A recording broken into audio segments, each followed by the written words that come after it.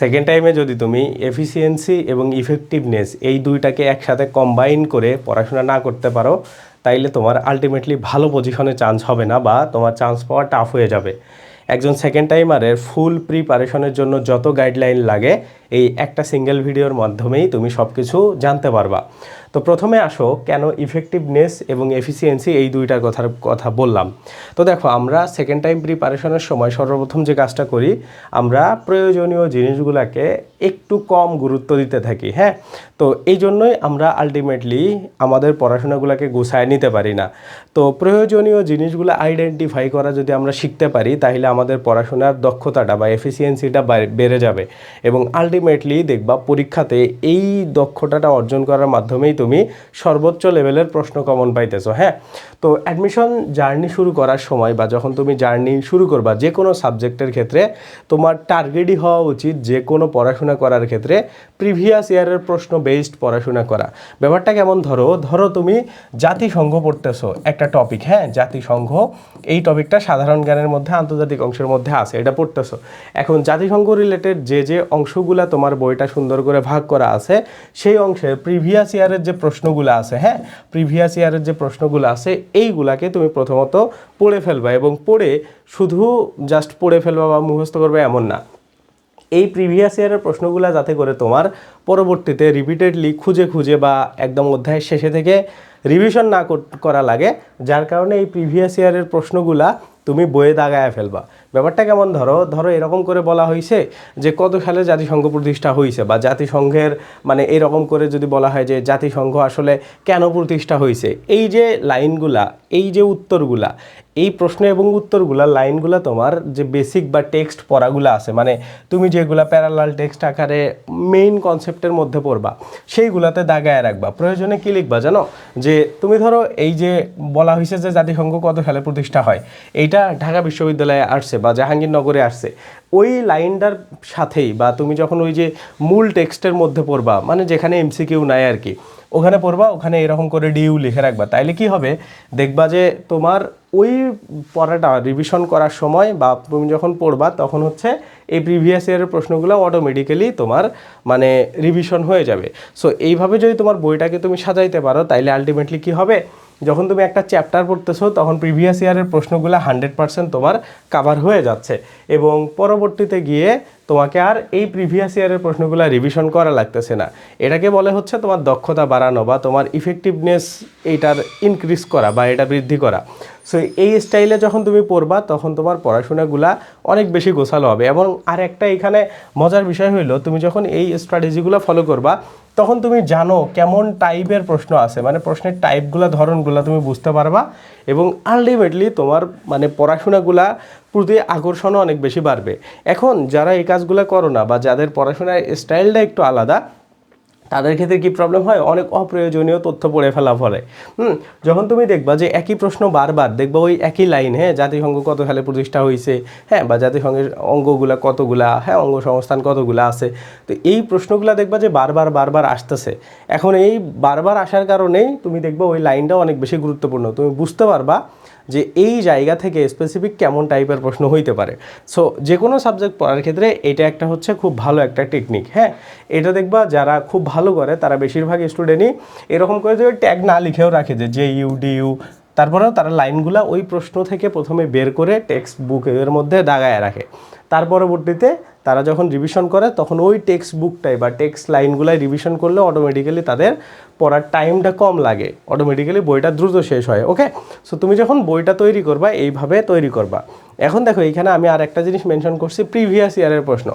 মানে আমি যদি তোমাদেরকে বলি, কেউ যদি প্রিভিয়াস ইয়ারের প্রশ্নের উপরে দক্ষতা আনতে পারে যে কোনো সাবজেক্টের, বাংলা, ইংরেজি, বাংলা মুখস্থ অংশ, ইংরেজির মুখস্থ অংশ, সাধারণ জ্ঞান, যে কোনো সাবজেক্টে, তাকে বিশ্ববিদ্যালয়ে আটকাইতে পারবে না। হ্যাঁ, কারণ প্রিভিয়াস ইয়ারের প্রশ্ন মানে তুমি যদি লাস্ট 25 বা 30 বছরের প্রশ্ন পড়তে পারো, তাইলে দেখবা যে তোমার মোটামুটি 80% প্রিপারেশন হয়ে যাচ্ছে। কারণ দেখবা ওই প্রিভিয়াস ইয়ারের প্রশ্নগুলো ঘুরায় পেঁচা একটু এদিক ওদিক করেই মোটামুটি তোমাদের সবগুলো প্রশ্ন করা হয়। ওকে, বিশ্ববিদ্যালয় লেভেলের প্রশ্ন এমনই হয়। সেই জন্য প্রিভিয়াস ইয়ারের প্রশ্নের উপর প্রচুর দক্ষতা আনতে হবে। এখন দেখো, সেকেন্ড টাইমের একটা ট্রাম্প কার্ড হইলো বা সেকেন্ড টাইমে ভালো করার সবচাইতে ইফেক্টিভ ওয়ে হইলো তোমার মানে মুখস্থ অংশগুলোর প্রতি প্রচুর জোর দেওয়া। আমি তোমাদেরকে দুইটা বই দেখাই। এই দুইটা বই বেসিক্যালি দুইটার বলতে একটা হচ্ছে বই এডিএম, একটা না মুখস্থ।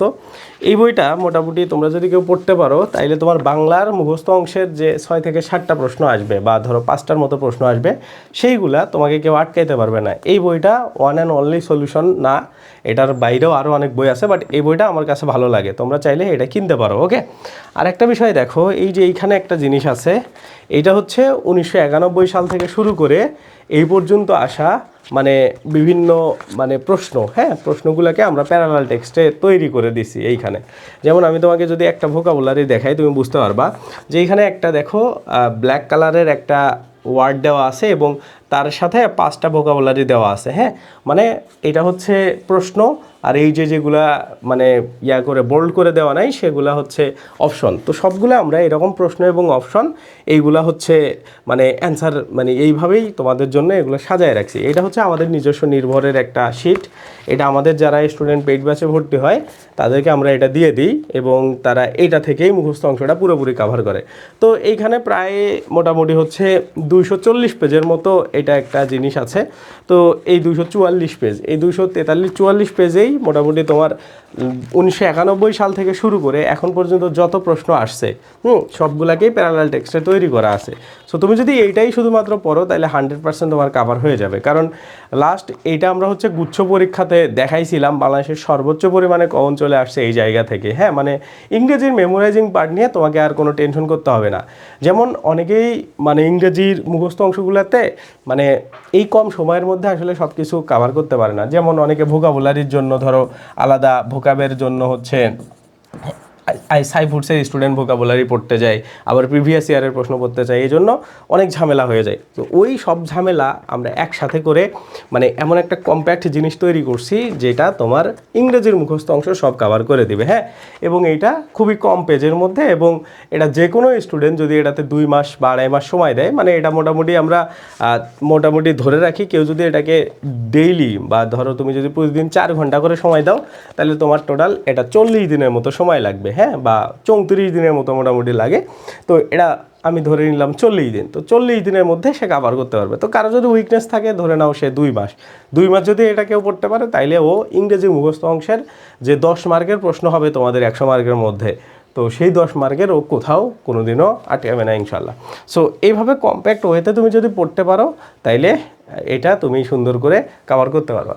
তো এইটার আলাদা একটা অপশনও আছে, তোমরা যদি মানে নিজেরা একটু পরিশ্রম করতে চাও তাহলে ওই যে মাস্টার বইয়ের শেষে যে প্রিভিয়াস ইয়ারের প্রশ্নগুলো আছে ওগুলোও তুমি পড়তে পারো, এটার হচ্ছে ব্যাকআপ সলিউশন ওইটা। ওকে, তো এটা হচ্ছে মোটামুটি তোমাদের প্রিপারেশন স্ট্র্যাটেজি। এখন দেখো তোমরা কি কি বই কিনবা, এইখানে দেখো আমি বিভিন্ন প্রকাশনীর নাম এবং বইয়ের নাম দিয়ে রাখছি, বাংলা, ইংরেজি, জিকে।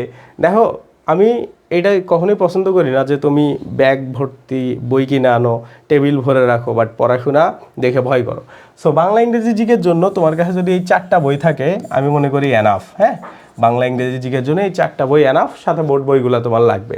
যেমন দেখো এই যে বাংলার জন্য অভিযাত্রী এডিএম, হ্যাঁ, এই 2টা বই যদি থাকে তাহলে তোমার মানে সহায়ক বইগুলা সব কিছু কাভার হবে, এবং বেসিক হচ্ছে বাংলা প্রথম পত্র বই এইচএসসি এর, এবং নবম দশম শ্রেণীর তোমার হচ্ছে নতুন এবং পুরনো যে ব্যাকরণ বইটা আছে, এই 2টার কম্বিনেশনে তোমাকে পড়তে হবে।